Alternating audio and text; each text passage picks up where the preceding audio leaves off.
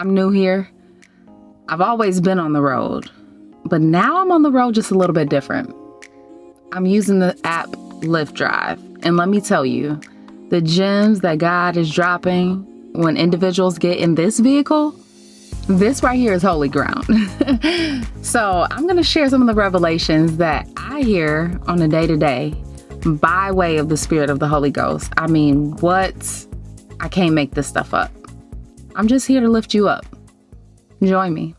Can I tell y'all, the revelations I get in this car is holy. I can't make it up, y'all. I cannot make it up.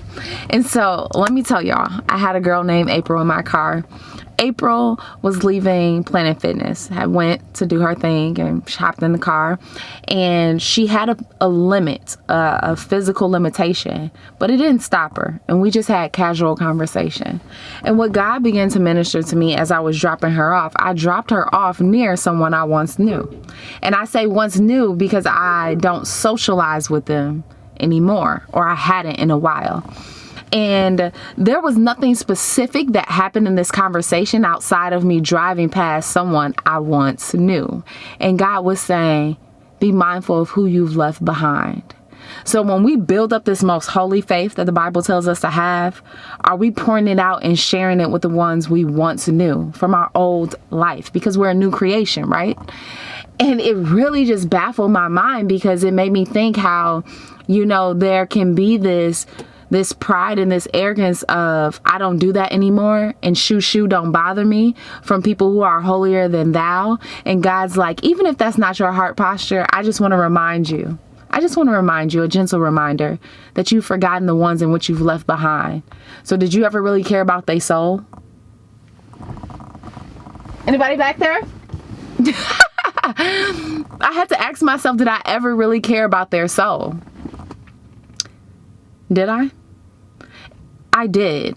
The problem was I was still living in a place of unforgiveness. I hadn't fully forgiven the place in which they had placed me in life and in their life. And so it was God got me, you will see, nod. And God said, but that ain't of me. That's not my love. My love is patient.